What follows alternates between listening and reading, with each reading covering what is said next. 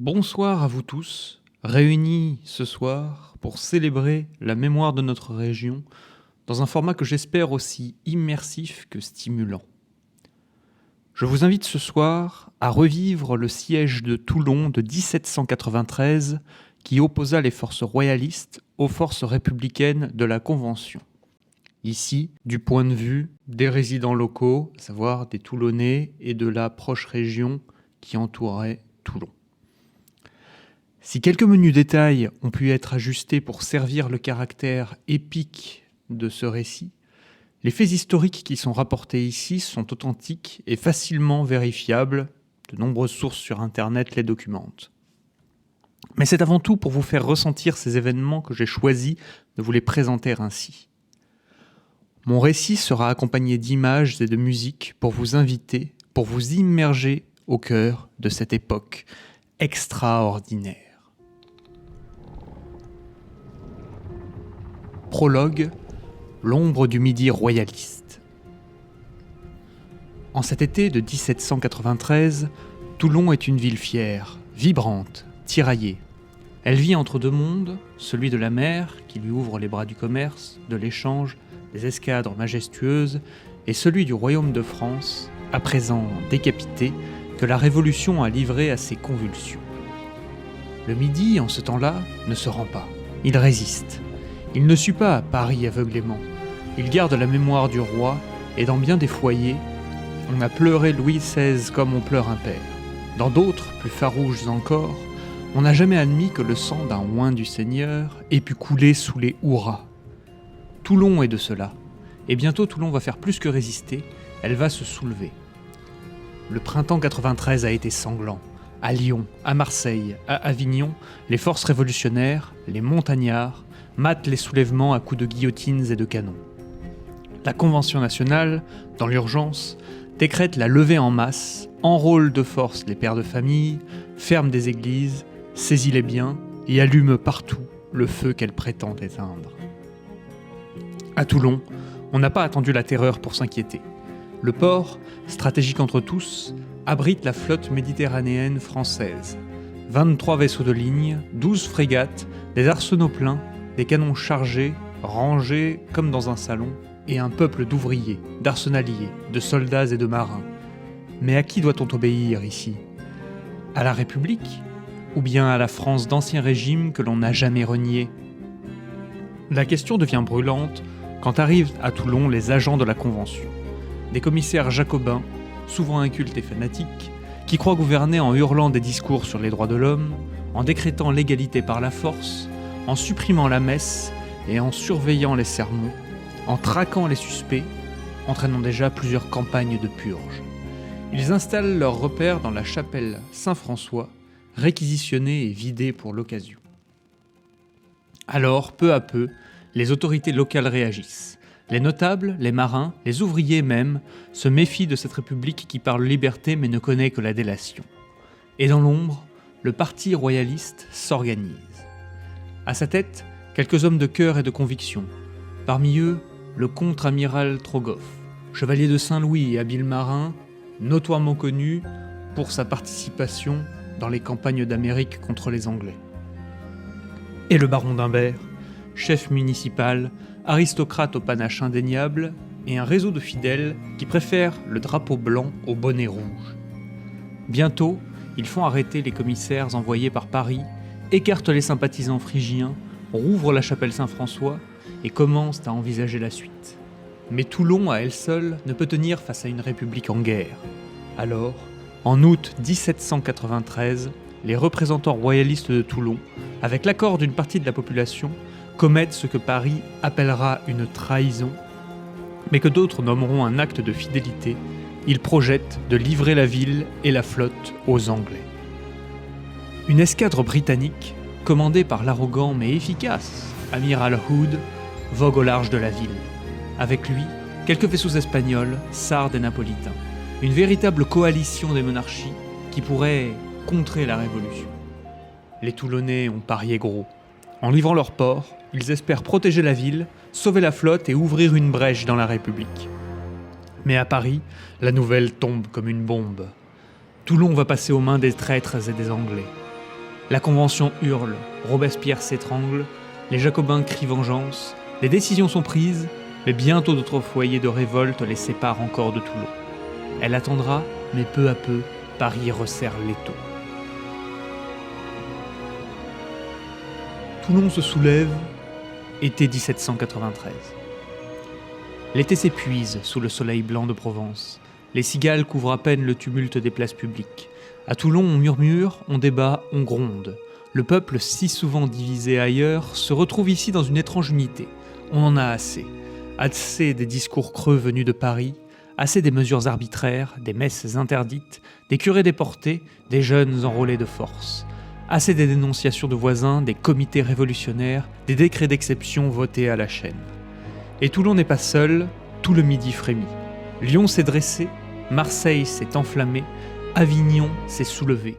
Les départements méridionaux refusent la centralisation jacobine et surtout refusent de livrer leurs fils à une guerre civile qu'on leur impose.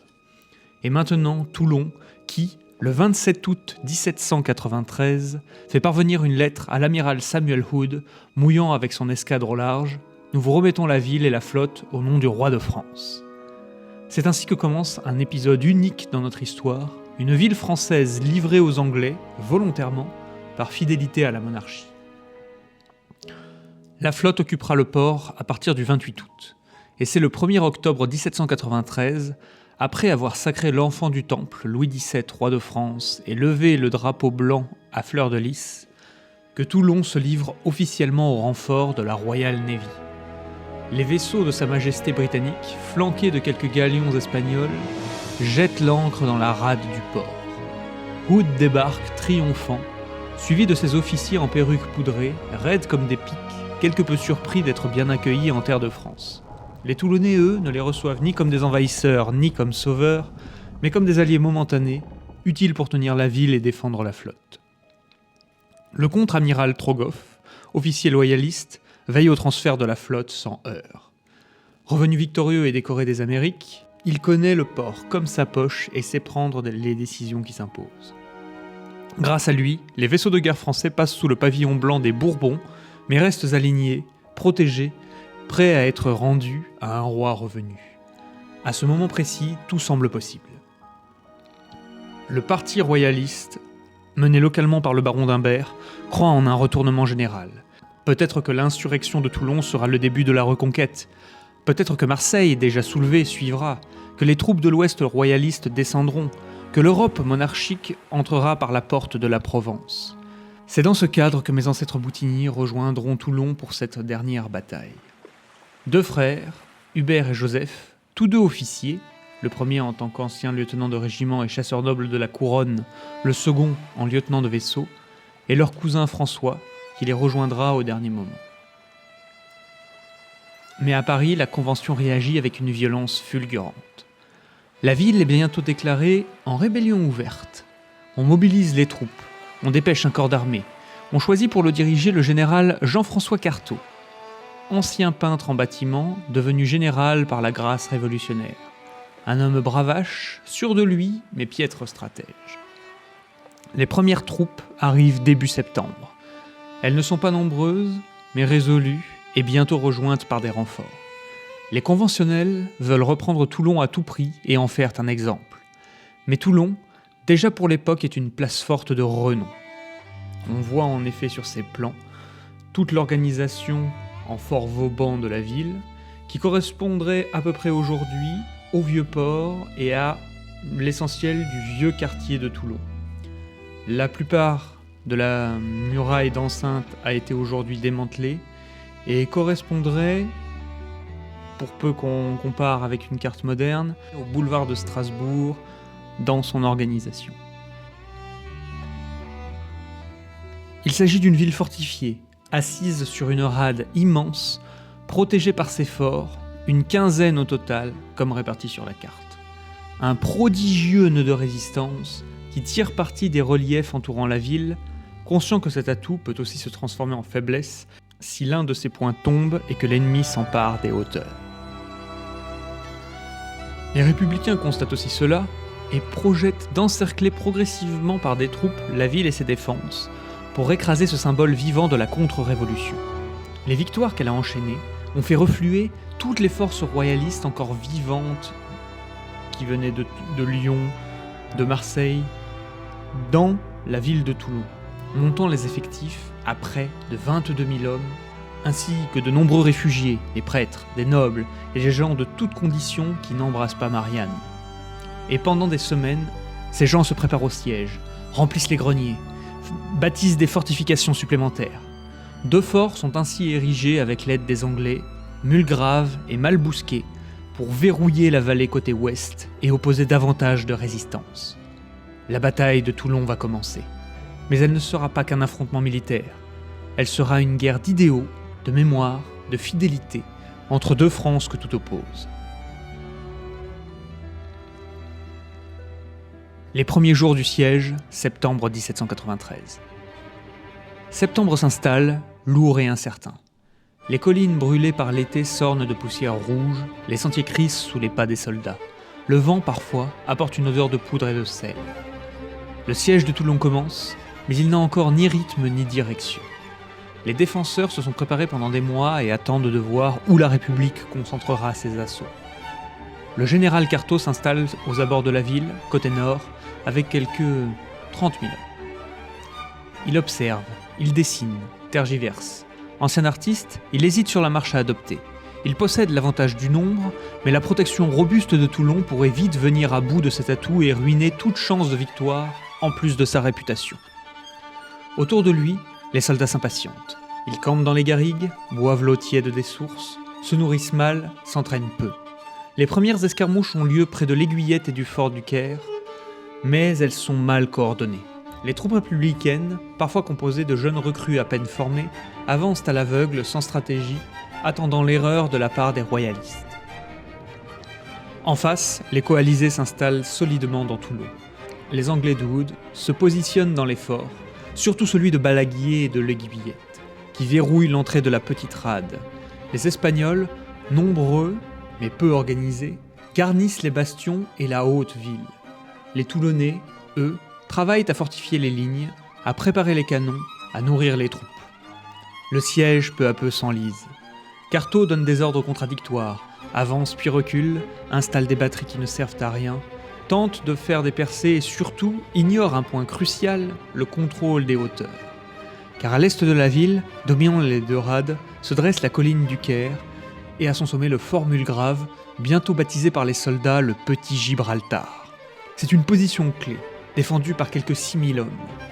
Tant que ce point reste entre les mains des Anglais, impossible d'enfoncer le verrou de Toulon et de contrôler la petite rade où se sont amassés tous les navires. Mais Cartaux n'y voit qu'un détail. Il le contourne, le néglige, puis le bombarde sans insister. Et pendant ce temps, dans un coin de l'état-major, un jeune capitaine d'artillerie fulmine. Il est corse. Petit, maigre, nerveux. Les soldats l'ont déjà surnommé le Corse, certains se moquant de son accent ou sa raideur. Mais ce qu'il dit, il le dit avec une certitude qui déroude. Il s'appelle Napoleone Buonaparte. Capitaine sans troupe, il vient de Marseille, envoyé ici pour remettre de l'ordre dans l'artillerie républicaine. Et le moins qu'on puisse dire, c'est qu'il va s'en mêler. À peine arrivé, il rédige un mémoire. Conciliant sur le fond, tranchant dans la forme, le siège est mal conduit, les batteries sont mal placées, les hauteurs sont négligées. Il propose une nouvelle disposition. Il demande des canons et des hommes à commander. Au début, on le raille. En effet, durant les premiers jours du siège, il regarde la carte de la rade avec d'autres officiers quand il déclare en pointant la Seine « C'est là qu'est Toulon », entraînant l'hilarité de ses camarades, inconscients de la portée de ses mots. Mais dans les jours qui suivent, plusieurs officiers supérieurs quittent leur poste ou sont destitués par les représentants en mission. L'un d'eux, Salicetti, corse comme Napoléon, repère le jeune homme et lui donne une chance. Le petit caporal, comme on le surnommera plus tard, prend donc en main l'artillerie républicaine et commence à transformer le siège. Il fait déplacer les canons, creuser des tranchées, construire des batteries en position dominante. Il impose un nouveau rythme, celui du feu et du harcèlement. Pendant ce temps dans Toulon, on observe ces mouvements avec inquiétude. Les tirs deviennent plus précis, les batteries républicaines se rapprochent, la guerre de position commence à se muer en guerre d'encerclement. Et pendant que les Anglais abusent des provisions et que les Espagnols repoussent les quelques assauts d'infanterie, La ligne de feu se resserre. Le siège entre dans sa vraie phase. Et bientôt, ce ne sera plus une attente, mais une épreuve. La bataille des canons, Bonaparte entre en scène. Dès la fin septembre, le vent tourne. Pas sur les collines, ni dans les voiles des navires, mais dans l'artillerie. Quelque chose a changé. On ne tire plus au hasard. On vise, on mesure, on frappe là où ça fait mal. C'est le petit capitaine corse qui organise cette métamorphose. Bonaparte, ou le nabot, comme le surnomment les soldats royalistes en se moquant de sa taille et de ses colères, n'a pas le commandement en titre, mais il en impose par la force des idées. Et bientôt, tout le monde s'aligne sur sa logique. Il identifie les hauteurs dominantes comme la clé du siège, la colline du Caire surtout, et les abords du Formule-Grave, ce petit Gibraltar sur lequel il rêve de poser le pied. Il fait construire, souvent de nuit, une série de batteries aux noms sonores et évocateurs, presque des légendes en marche. La batterie des sans-culottes, vers l'est. La batterie des hommes sans peur, près du Caire, dressée à flanc de roc. Et bientôt une troisième position, la batterie de la montagne, pour verrouiller la rade intérieure. Chacune de ces batteries est composée, pensée, ajustée comme les pièces d'un échiquier. Et dès qu'elles sont prêtes, elles parlent. Les boulets sifflent, rebondissent sur les murailles, éventrent les bastions, sèment le chaos dans les lignes royalistes. Dans Toulon, on commence à comprendre que quelque chose d'implacable est à l'œuvre. Les marins anglais, eux, commencent à s'agiter. Ils voient la démonstration d'humeur de la République et l'envie de tuer du français peut enfin s'exprimer en représailles. Mais leurs canons, pourtant puissants, ne sont pas assez mobiles pour contrer les batteries républicaines qui, elles, s'ajustent et se déplacent à chaque nouvelle phase du combat. Les Espagnols, plus nombreux mais plus désorganisés, prient beaucoup et tirent peu. Leurs bastions sont solides mais peu entretenus. Leurs troupes, nombreuses, sont mal coordonnées, efficaces en défense, mais lentes à l'attaque. Les officiers veulent bien défendre la monarchie, mais pas mourir pour une ville française. Pendant ce temps, Bonaparte impose un rythme de fer. Il coordonne les tirs, inspecte les pièces, réquisitionne les chevaux, les poudres, les ouvriers. Il prend parfois lui-même les manivelles. Il dicte des ordres pendant son temps libre. Il tombe malade, puis revient fiévreux, plus féroce encore. Il devient indispensable. Même le général Cartaux, un temps agacé par cette figure trop brillante, doit céder le terrain. Les représentants aux missions, ces émissaires omnipotents de la Convention, le placent sous surveillance, puis bientôt l'écartent. C'est Dugommier, vieux soldat républicain, valeureux et droit, qui prend le commandement des troupes. Il comprend d'instinct que le petit Corse est une arme, non contre Toulon, mais contre la médiocrité. Dès lors, les plans se précisent. Objectif numéro 1, le Formule-Grave. Tant qu'il tient, il protège les flancs de Toulon. Il garde l'entrée de la petite rade. Il permet aux navires anglais de mouiller et de ravitailler sans crainte. Mais s'il tombe, alors Toulon devient une nasse. Dans la nuit, on entend les outils, les marteaux, les pioches, les voix étouffées des sapeurs. Des tranchées serpentent, des gabions se dressent, les canons s'enracinent. L'ange noir de la Corse ne veut pas d'une attaque frontale, il veut un écrasement méthodique. Et chaque jour, les boulets pleuvent et usent davantage les défenses des derniers représentants de la royauté française. Les affrontements s'intensifient. Octobre-novembre 1793. Octobre est entamé, et avec lui, la guerre change de visage. À présent, chaque mètre de terre se dispute comme un royaume, chaque avancée coûte du sang, chaque recul laisse un corps dans la poussière. Les républicains galvanisés par leur nouvelle position d'artillerie gagnent du terrain. Les collines sont labourées, criblées de projectiles, les oliviers arrachés, les bastions ébranlés. Mais Toulon tient bon. La ville, malgré les tirs et l'encerclement progressif, reste fidèle à sa décision de l'été. Dans les quartiers de la Haute-Ville, on accroche des croix aux fenêtres. Les prêtres réfractaires célèbrent encore la messe dans la cathédrale et la chapelle Saint-François. Les Toulonnais, peuple de cœur et de sel, ne cèdent ni à la peur ni à la fatigue. Les chefs royalistes, eux, s'organisent pour contrer cette fâcheuse tournure. Le baron d'Imbert, toujours à la manœuvre, tente de maintenir l'unité entre les Toulonnais, les troupes étrangères et les royalistes marseillais venus en renfort. Trogoff, malgré les critiques, maintient la flotte française à flot en attendant des jours meilleurs. Mais les tensions sont vives entre les différents camps. Les Espagnols veulent plus de vivres pour maintenir le rythme. Les Anglais s'imposent dans les décisions. Les Napolitains, déjà peu enclins à combattre, passent leur temps à négocier leur retrait. Et au milieu de cette cacophonie, Toulon résiste avec peu d'initiative. Les républicains, eux, enfoncent leur ligne. Chaque nuit, ils avancent de quelques mètres. Ils grignotent la colline du Caire, menacent Balaguier, installent des postes d'observation jusqu'aux abords de la batterie de la Convention, leur nouveau joyau de feu, tourné vers le cœur de la rade. Les attaques se succèdent, sans relâche. Le 15 octobre, une première tentative pour couper la route du fort Mulgrave échoue. Mais 10 jours plus tard, une attaque nocturne prend les avant-postes du Caire. Les républicains s'installent, renforcent leur position. La nuit, le ciel toulonnais s'illumine de lueurs rouges. Le jour, des corps gisent dans les vignes, dans les restanques, dans les ruelles creusées en tranchées. Le feu devient quotidien. Les habitants vivent au rythme des boulets. Et dans les rues, on murmure que les renforts promis tardent à venir. Le roi d'Espagne hésite. L'Angleterre préfère tenir la rade que risquer des vies. Le peuple commence à douter de la victoire. Mais jamais il ne cède. Les enfants de Toulon aident aux défenses. On éteint les débuts d'incendie avec des bassines, des nappes mouillées, des seaux d'eau de mer.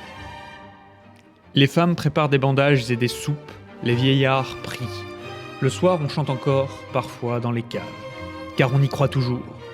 Que Marseille va reprendre les armes, que l'armée du comte de Précy va descendre du Rhône, on croit que l'Europe, effrayée par la terreur, va enfin intervenir à grande échelle. Mais plus le temps passe, plus les tirs républicains se rapprochent.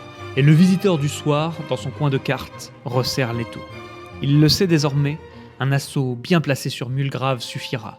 Il a les canons, il a les hommes, il a l'opportunité. Encore faut-il que Paris lui en donne le feu vert, avant que Toulon ne puisse se sortir du piège qu'il leur tend. Le petit Gibraltar est la chute imminente. Le mois de décembre approche, et avec lui, le vent tourne, au propre comme au figuré. Fini l'automne languissant. La mer se fait grise, les collines se couvrent de brume, dans Toulon, l'angoisse s'installe. Chaque jour, les tirs retentissent, le pilonnage se poursuit. Chaque nuit, les murs tremblent sous le grondement lointain de l'artillerie républicaine. Et tous, même les plus fiers, comprennent qu'un point va décider du sort de la ville, le fort Mulgrave. On l'appelle le petit Gibraltar non sans raison. Érigé à la hâte mais solidement par les Anglais, ce bastion couronne la colline du Caire et contrôle l'accès à la petite rade, le point névralgique du port. Tant qu'il tient, Toulon tient. S'il tombe, alors les Anglais devront lever l'ancre, les Espagnols fuir et les royalistes improviser. Bonaparte le sait, il l'a compris avant tous. Depuis des semaines, il fait converger ses batteries vers cette colline. Il ronge, il encercle, il prépare. Il veut que le feu y soit constant jour et nuit. Il veut épuiser les nerfs, faire vibrer les bastions, rendre toute relève impossible. Et un matin, il reçoit ce qu'il attendait depuis des jours, l'ordre d'attaquer. Le plan est simple, brutal, mais efficace. Une attaque de diversion frappe à l'ouest, vers la batterie de Balaguier. Pendant ce temps, une colonne principale montera à l'assaut de la colline du Caire, soutenue par les tirs croisés des batteries républicaines. Dans la nuit du 17 au 18 décembre 1793, le signal est donné. Les tambours battent, les fusils claquent, les baïonnettes brillent dans la nuit noire. Les troupes républicaines montent, haletantes, sur les pentes escarpées de la colline. En face, les défenseurs, principalement anglais et espagnols, épaulés par quelques compagnies toulonnaises, résistent avec une bravoure indéniable. On tire à bout portant, on se bat à la baïonnette, à la hache, au sabre. Les canons à cette distance font des ravages. C'est une guerre sans merci, une guerre de cris, de sang, de boue, qui durera 16 heures d'affilée. Mais le nombre et la détermination républicaine font la différence. Les premières lignes tombent, les redoutes cèdent, les murailles sont franchies. Et au matin, le drapeau tricolore flotte sur les ruines fumantes du fort Mulgrave. Toulon est transpercé. Le génie tactique du Nabot a porté ses fruits. Le port est désormais sous le feu direct des batteries républicaines. La flotte rebelle, prise dans la nasse, doit choisir partir ou brûler. L'amiral Hood comprend vite. Il donne l'ordre de repli. Mais il ne veut pas laisser aux républicains la moindre prise. Alors, dans la nuit du 18 au 19 décembre, des marins anglais mettent le feu à la flotte française. Cette flotte que les Toulonnais avaient confiée à leurs alliés. Les vaisseaux brûlent comme des cierges noirs. Des dizaines de navires de ligne, d'arsenaux, de chantiers sont réduits en cendres. Toulon est livré aux flammes par ceux qu'elle avait accueillis. Certains bateaux échappent au désastre, d'autres sont capturés. Mais l'essentiel est perdu, la marine royale française est détruite. Dans les rues, c'est le chaos. Les troupes anglaises et espagnoles fuient. Les royalistes essayent d'organiser une évacuation. Les habitants, pris entre deux feux, courent, crient, prient, tentent de s'enfuir à la nage. Les portes ne sont plus tenables, les bastions tombent les uns après les autres. L'assaut final et la débâcle étrangère, décembre 1793. La ville n'est pas tombée, elle est livrée. Livrée au chaos, aux cendres, au vacarme des sabords qu'on ouvre, des boulets qu'on fait sauter, des grilles que l'on arrache. Le fort Mulgrave est tombé et avec lui, toute l'ossature défensive du port. Les collines, naguère protégées, sont désormais aux mains des républicains. Les batteries ennemies pointent vers la rade et leurs premiers tirs tombent droit sur les quais. 24 navires partent en fumée des mains de la Royal Navy et des boulets rouges républicains. La mer reflète les flammes comme un océan de lave. Des coques gisent, ouvertes comme des plaies. Les mâts s'effondrent, les cordages flambent comme des cheveux. Les Toulonnais assistent à la débâcle. Les Anglais ne partent pas et ils abandonnent. Les Espagnols les suivent. Les Napolitains sont déjà loin sur leurs bateaux. Chacun pour soi. Le port est devenu un champ de ruines. Et les royalistes, ils n'ont plus d'alliés, plus de bastions, plus de flotte. Ils n'ont plus que la ville pour encore quelques heures. Le baron d'Humbert, noble jusqu'au bout des ongles, veut tenter de négocier. Trogoff, amer, reste enfermé dans son silence, se souvenant d'anciens compagnons déjà purgés par la Révolution. Quelques chefs civils cherchent à organiser une reddition ou une fuite. C'est à ce moment que les 3 Boutigny présents en ville et dans les forts se frayent un chemin pour quitter les lieux avec les quelques vaisseaux encore valides qui sont encore dans la rade. Mais ils ne peuvent ni se retrouver ni se rejoindre. Joseph naviguera en Espagne pour y demeurer jusqu'à la fin de l'Empire. Hubert stationnera avec les Anglais et le baron d'Humbert pour enchaîner sur la campagne de Corse. Et François, lui, sera débarqué pour Carthagène où, sans ressources ni contact, il finira par mourir dans la misère. Tout comme Trogoff, qui mourra 1 an plus tard dans l'île d'Elbe. Eux ont pu s'enfuir et deviendront plus tard les expatriés. Des centaines de civils, montés en catastrophe sur les bateaux ou s'y cramponnant, sont débarqués sur Port-Cros et l'île du Levant, hors de la portée des assiégeants, et attendent un retour du calme pour regagner le continent. Mais tous n'ont pas eu cette opportunité. Les républicains sont déjà aux portes de la ville. Le 19 décembre, à l'aube, les premières colonnes républicaines entrent dans Toulon. Ce ne sont pas des soldats vainqueurs, ce sont des hommes enragés, affamés, endurcis par 4 mois d'un siège laborieux. Fréron, Barras, Salicetti, rejoints bientôt par Morin, des commissaires politiques envoyés par Paris, prennent le contrôle de la ville. Ils ne veulent pas réconcilier, ils veulent punir, écraser, purger. La ville est bouclée, les portes sont fermées et la chasse commence. On traque les traîtres, les complices et les ennemis du peuple. Mais à Toulon, tout le monde a soutenu, toléré ou espéré cette tentative royaliste. Alors on frappe au hasard ou sur dénonciation d'anciens prisonniers jacobins. Les maisons sont fouillées, les caves éventrées, des familles dénoncées. On arrête par centaines, on ne juge pas, on exécute. Des commissions populaires sont mises en place. Elles jugent en un clin d'œil, sans enquête, sans défense. Des gamins sont fusillés pour avoir porté un brassard royaliste. Des prêtres sont jetés à la mer, les arrestations de suspects s'intensifient. Et pour faire place nette, on décrète bientôt qu'il faut nettoyer certains quartiers. Les quartiers de la Rôde et du Mourillon sont vidés de leurs habitants et incendiés. La guillotine est montée près des remparts, non loin de ce qui deviendra bientôt la place de la Liberté, ironie des temps. Mais bientôt, on va plus vite encore. On fusille par groupe, à l'Arsenal, sur les plages, dans les fossés. On dit que plus de 700 Toulonnais périssent en quelques jours. D'autres témoignages parlent de plus de 1000. Nul ne connaît le chiffre exact. Mais la mémoire locale, elle, se souvient. Les caves sont pleines de cris, les familles se terrent, on brûle les lettres, on cache les portraits du roi, on enterre les micelles. Toulon, la fidèle, la rebelle, la catholique, est devenue un exemple pour Paris. Voilà ce qui arrive aux traîtres. Un exemple pour le Midi. Soumettez-vous ou vous connaîtrez la même chose. Toulon est reprise, mais Toulon n'est plus. Suprême punition, le 24 décembre 1793, à la veille de Noël, la Convention vote un décret supprimant le nom infâme de Toulon.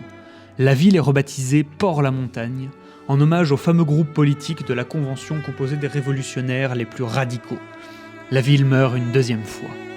Et pourtant elle ne dit rien, ou plutôt elle endure, car ceux qui parlent sont morts, ou cachés, ou déjà en fuite. Les survivants baissent les yeux, mais ils n'oublient pas. Et dans cette mer de sang et de ruines, le petit officier corse se tient droit. Il a été blessé à la cuisse par un coup d'esponton. Il marche avec une canne, mais il sourit, car la République a gagné et il sait que son nom sera retenu. Bonaparte, l'ange noir de Corse, bientôt général Vendémiaire, et plus encore. Épilogue, mémoire toulonnaise et traces du siège. Le siège de Toulon n'a duré que 4 mois, mais il a marqué à jamais l'histoire de la ville. Il a détruit une flotte, il a ensanglanté un peuple, il a trahi une alliance, et, dans les collines toulonnaises, il a révélé un homme. Car le gagnant de cette tragédie n'est ni Gaumier, ni Fréron, ni la Convention, c'est Napoléon Bonaparte. À Paris, on lit avec admiration ses rapports et ses lettres, où il décrit avoir pataugé dans le sang des traîtres. On parle de lui comme d'un esprit brillant, d'un stratège fulgurant. Il sera bientôt nommé général de brigade, puis général de la République, et de là, l'ascension ne fera que commencer. Mais à Toulon, son nom laisse un souvenir plus cuisant. Ici, on se souvient du chef d'orchestre qui a dirigé les canons, du petit Corse méthodique qui a fait tomber la colline du Caire, de celui par qui la ville a été prise et livrée à la terreur. Et les familles, des décennies plus tard, en parlent encore. Elles se transmettent les souvenirs, elles racontent la peur, les cris, les feux sur le port. Et parfois, en silence, elles murmurent des noms qu'on n'ose plus prononcer à haute voix. Le baron d'Imbert, qui nous a légué un témoignage écrit que j'ai pu consulter sur Gallica pour préparer cette conférence. Le vaillant Trogoff, le chevalier de Rivoire qui défendit le fort Mulgrave. Tant d'autres, artisans, prêtres, marins, morts pour un espoir, morts pour une fidélité. Toulon, ville fidèle à ses morts, Toulon, ville fidèle à ce qu'elle fut, même quand la République voulut l'oublier. Et peut-être que cette mémoire-là, cette fidélité silencieuse, vaut autant qu'une victoire militaire. Mais le temps panse peu à peu les blessures. La ville est reconstruite et reprend son activité dans les années qui suivent la fin de la terreur. La famille Boutini, qui s'était réfugiée en Italie, peut enfin revenir et entamer une procédure pour réclamer la propriété de la roquette, alors confisquée avec les autres biens nationaux. L'Empire achève de stabiliser la situation en redonnant à Toulon son statut de place forte et son nom comme un signe d'absolution de leur ancien ennemi. Le royalisme, lui, s'évanouit peu à peu avec le temps, s'éloignant comme un lointain souvenir au fil des générations. Mais il connaîtra quelques soubresauts majestueux dont, je vous le promets, j'aurai l'occasion de vous reparler. Alors, souvenons-nous. Souvenons-nous qu'ici, dans ces rues, sur ces collines, des hommes se sont levés contre la terreur à Toulon. Souvenons-nous que cette rade, que ces murailles, que cette ville furent un rempart autant qu'un tombeau. Et même si l'histoire officielle les a traités de traîtres avant de les jeter à l'oubli, ici à Toulon, nous savons qu'ils furent des fidèles. Fidèles à leur foi, fidèles à leur roi, fidèles à cette France que l'on peut perdre, mais que l'on ne renie jamais.